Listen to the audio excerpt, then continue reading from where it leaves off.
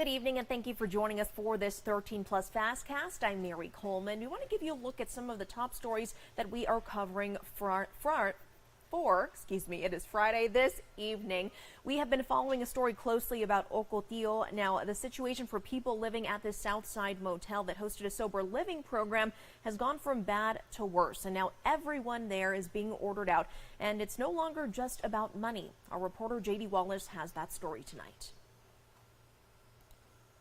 From police tape around the complex to signs posted warning, do not occupy, unsafe to enter, to the boards covering various openings in the buildings, Ocotillo Apartments and Hotel is now off limits to everyone. And he's scared right now. He's hungry. We come over to give him food, and it's kind of humid in there right now. Sarah Sanchez has been checking on her brother at Ocotillo. Management here says the sober living program that was housing people here stopped paying about 2 months ago, and the complex is owed about $360,000.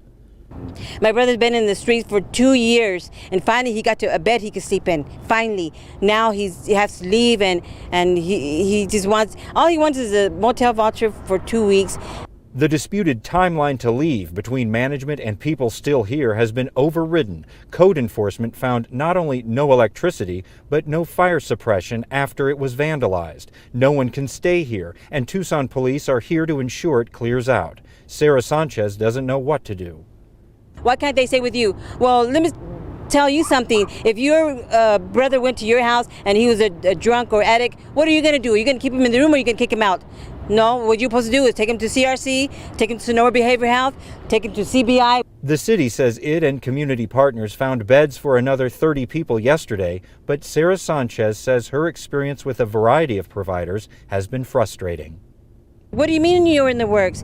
Hey, we're in the works. We're trying to get something situated and get some vouchers out. I go, well, my brother needs a voucher now. Now he needs it. What's going on with you guys? You know, if you guys don't see the problem, then you are the problem. And to another story now, we have a not guilty plea from a man arrested in a local animal cruelty case. Cyrus Panos was arraigned today on charges for the deaths of 2 dogs. A former roommate said Panos killed her dog Hazel earlier this month hid the animal's remains in a suitcase. Another woman who knew Panos said she found her dog burned in her backyard that same day. Panos is scheduled for arraignment this Friday.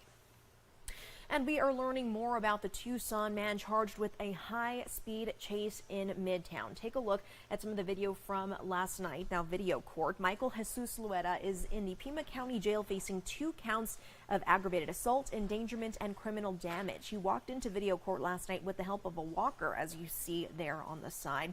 Now, investigators say Luera was driving a BMW at more than 130 miles per hour yesterday when he ran a red light and hit a Subaru in the intersection of Grant Road and First Avenue. That Subaru was torn in half, as you saw there. Both people in that car are hospitalized with serious injuries, but they are expected to survive. A third vehicle was hit by debris. Investigators do believe Luera was impaired. And this week marks 1 year since lightning started a fire at Agua Caliente Park. As we know, dozens of trees were ruined along with some equipment. Our Catherine Patterson has more on 1 year later how things are going for them. You can still see the burns on the palm trees from the fire that happened over a year ago. But the work that Pima County has done over this last year is bringing life back to the park. Agua Caliente Park is an oasis in the desert, attracting the Tucson community for years. I moved to Tucson in 1985, and this was one of the first parks I ever came to. But when lightning struck one of the beautiful palm trees, fire spread too quickly for officials to save everything. From there, it just, with a little bit of wind, just rapidly expanded. It was extremely intense heat.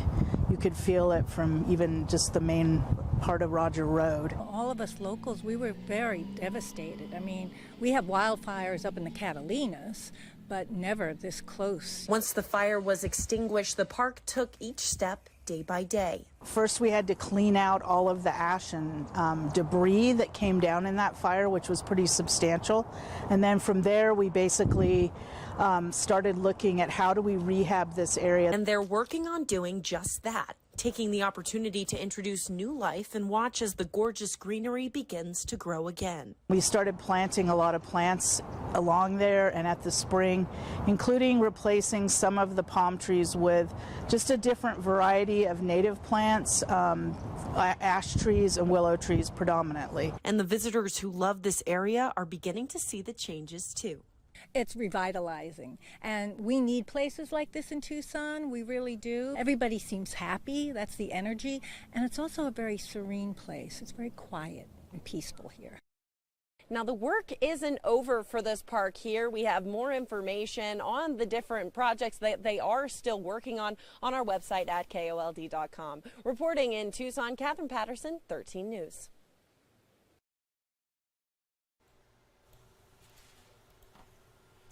All right, time for a check of our weather. Now, Corey, it's Friday. My brain and my mouth aren't connecting very well. You know, it feels like a Friday, but a lot of people are getting ready for the U of A game.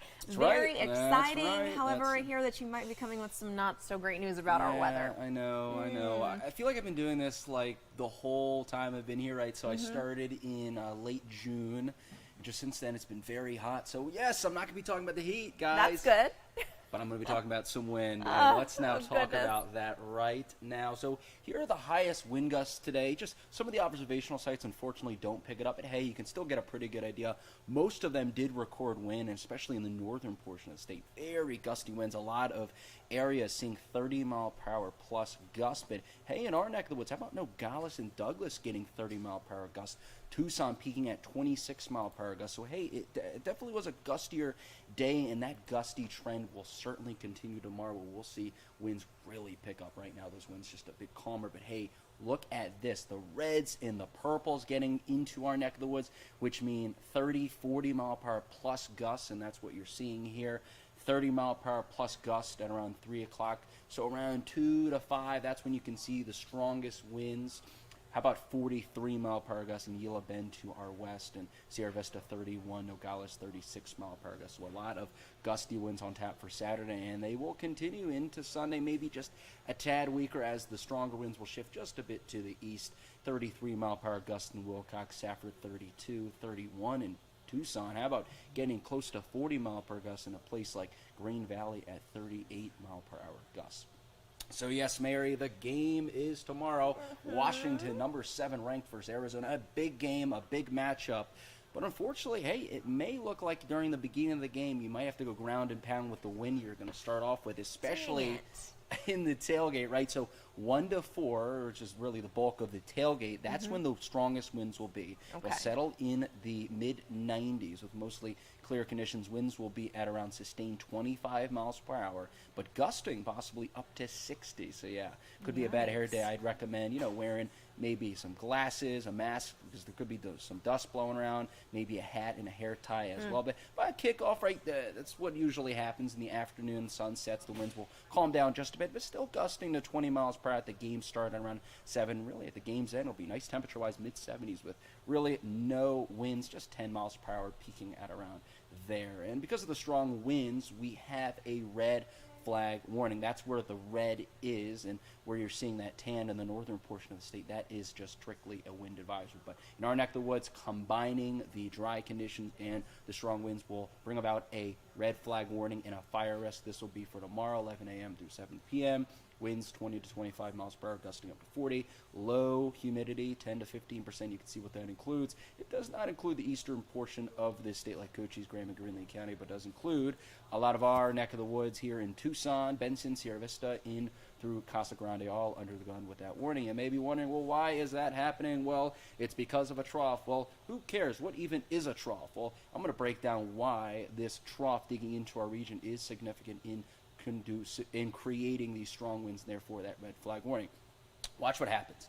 That trough really looks to get digging tomorrow through Sunday, and what it does, it brings the jet stream down to us with the strong mid to upper level winds. That's indicated by that white shading you see there, which is smack dab over the state Saturday through Sunday. And when that happens, we can get during the afternoon vertical circulation. We can bring those strong winds down to the surface. And we still have that jet over us through Sunday into Monday. A little bit weaker jet, so it'll be a little bit weaker winds, but it takes really until Tuesday, until Wednesday for that to really lift out of our region. We don't see as strong a wind. So this is why we're going to see the strong winds, and it really has to do with a lot of it with cloud cover.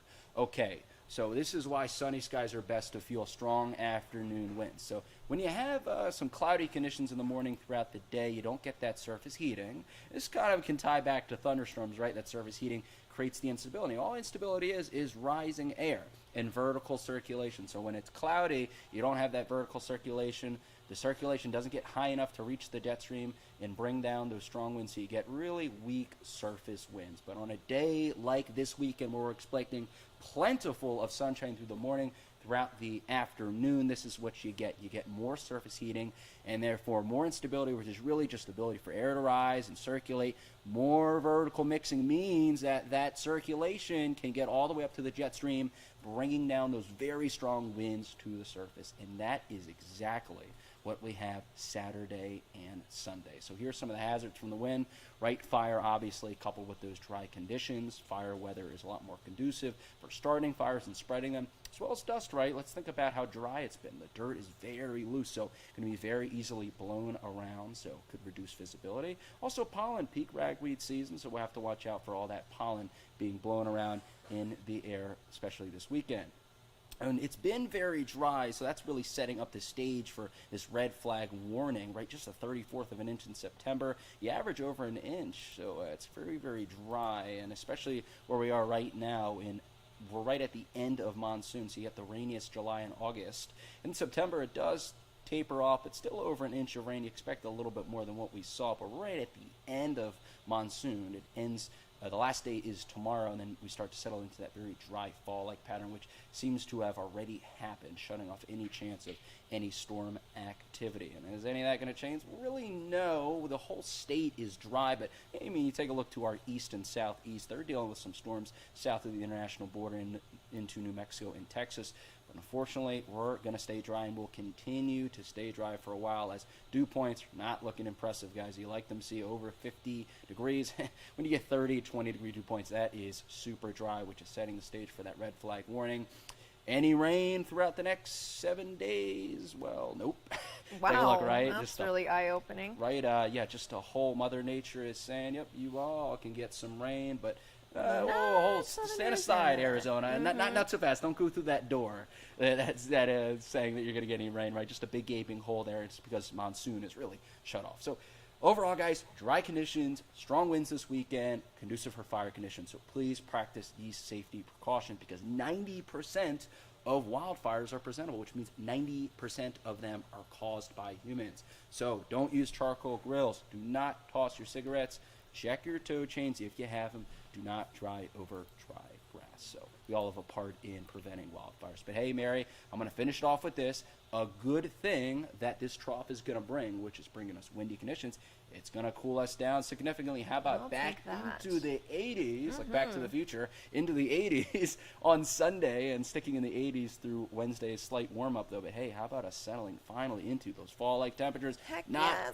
I know, and not only, let's go, like I am, I'm giving you some good news right now. Low temperatures are also going to be fantastic. How about them in the 50s? Monday, Tuesday, Wednesday, Thursday, and Friday. So I'm not kidding. If you are going to be out and about, especially next week, early in the day, you will need a second layer. So cooler temperatures are I know, right? Did you hear that right? I know, right? I mean, what, a few days ago we were breaking records of heat into the triple digits, but hey, things can change quickly. That's the weather for you. Perfect. Thank you, Corey. All right, back to some of our news now. In your entertainment news, Aerosmith's farewell tour is going to be a longer goodbye than expected. That's because frontman Steven Tyler needs more time to heal from a serious vocal injury before the band can finish its farewell tour called Peace Out. Earlier this month, Tyler announced he was taking a 30-day break from singing due to vocal cord damage that caused subsequent bleeding. Now, the band says the 75-year-old singer has fractured his larynx, and as a result, the band has postponed the rest of the 2023 dates of the farewell tour until next year. The band says new dates will be announced as soon as they know more. Well, this next story is pretty good, especially because we have football tomorrow, so lots of you are going to be tailgating. You go to any tailgating party, there's always someone there who's the life of the party. But can you imagine bringing a hot tub to that party? One man did. Take a look. Monitor the temperature. Like right now, it's probably 112 degrees.